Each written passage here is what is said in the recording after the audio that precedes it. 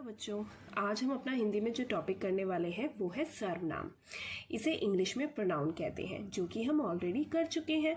तो हमें ये इजीली समझ में आ जाएगा, और जिन बच्चों को प्रोनाउन नहीं समझ में आया होगा वो सर्वनाम से इजीली प्रोनाउन को समझ भी पाएंगे, क्योंकि हिंदी में समझना हमें ज़्यादा आसान लगता है बजाय इंग्लिश के, क्योंकि हिंदी जो है वो हमारी मदर टंग होती है। इसलिए तो आइए अब हम सर्वनाम की परिभाषा से शुरू करते हैं। तो अगर हम सर्वनाम की परिभाषा की बात करें, इसकी परिभाषा कुछ यूं होगी: संज्ञा के स्थान पर इस्तेमाल होने वाले शब्द। ठीक है, जैसे कि हम पहले भी देख चुके हैं संज्ञा क्या होती है। संज्ञा होते हैं सभी के नाम। एक बार इसको हम और इजी करके देखते हैं तो आपको ज़्यादा अच्छे से क्लियर होगा। सर्वनाम, सर्व मतलब सब, नाम मतलब संज्ञा, क्योंकि किसी के भी नाम को हम क्या बोलते हैं, हम बोलते हैं संज्ञा। तो यानी कि जहां पर भी संज्ञा का इस्तेमाल होगा उसके स्थान पर जो शब्द हम प्रयोग करेंगे वो होंगे हमारे सर्वनाम। तो अगर हम बात करें संज्ञा के उदाहरण की, जैसे गंगा, गीता, ये सारे के सारे हमारे संज्ञा होते हैं, और जो उनके स्थान पर यूज हो या हम कहें इस्तेमाल हो उन्हें हम कहेंगे सर्वनाम। जैसे पहला उदाहरण सर्वनाम का हम लेते हैं म। बहुत से उदाहरण होते हैं इसके, म या फिर तू। तू हम अपने से छोटों के लिए इस्तेमाल करते हैं, और अगर किसी को हमें इज्जत देनी होती है तो हम आप या तुम करके उसको वाक्य में प्रयोग करते हैं। नेक्स्ट है वे, जो अगर एक से ज़्यादा हो, जैसे राम और श्याम दोनों दोस्त हैं, तो हम इसका इस तरीके से इस्तेमाल करेंगे, वे दोनों दोस्त हैं। उसके बाद है ये, तुम्हारा। उसके बाद आगे हमारे और भी उदाहरण है, जैसे आपने,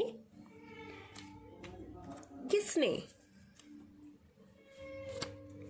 उसका। ऐसे बहुत सारे उदाहरण हैं सर्वनाम के, लेकिन उनका प्रयोग हमें किस तरीके से और कहाँ करना है वो हम वाक्यों की हेल्प से देखेंगे। और जैसे कि हमने इंग्लिश में भी पढ़ा है कि प्रोनाउन का यूज़ हम वाक्य की सुंदरता को और निखारने के लिए करते हैं, सेम ऐसे ही हम सर्वनाम के कुछ वाक्य देखेंगे जिनसे पता चलेगा कि उनके उपयोग से जो हमारा पूरा वाक्य होता है वो किस तरीके से निखर कर आता है। तो जैसे हम अपनी स्क्रीन पे आगे लिखा देख रहे हैं, ये एक अनुच्छेद की तरह है, आप लगा लीजिए, जिसमें कि हम देख रहे हैं कि बार बार संज्ञा का इस्तेमाल है। सीता कल गांव जा रही है। सीता ने अपना सारा सामान बांध लिया है। सीता अपनी बड़ी बहन के साथ जाएगी। सीता ने गांव के बारे में बहुत कुछ सुना है। सीता का मन था गांव जाने का। अब हम इसमें देख रहे हैं कि सीता सीता सीता इतनी बार सीता हुआ कि जो ये अनुच्छेद है इसकी जो खूबसूरती है वो कहीं ना कहीं कम हो रही है, क्योंकि बार बार नाम शब्द जो इसका आ रहा है उसका अधिक इस्तेमाल इसे कुछ अटपटा बना रहा है। तो अब हम अगर सीता के नाम की जगह सर्वनाम शब्दों का इस्तेमाल करें तो हम देखेंगे कि जो अनुच्छेद है वो उसका सौंदर्य भी बढ़ेगा और वो सुनने में भी अटपटा नहीं लगेगा। जैसे सीता कल गांव जा रही है, उसके बाद हम सीता शब्द की जगह अगर हम लगा दें उस सर्वनाम, तो क्या बन गया, उसने अपना सारा सामान बांध लिया है। वो अपनी बड़ी बहन के साथ जाएगी। उसने गांव के बारे में बहुत कुछ सुना है।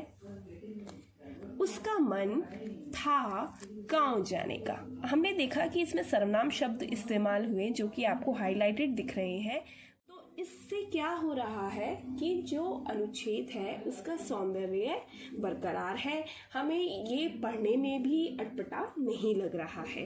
तो हम सर्वनाम के कुछ और उदाहरण भी देखते हैं जिससे आपको पता चलेगा कि कौन कौन से शब्द सर्वनाम होते हैं।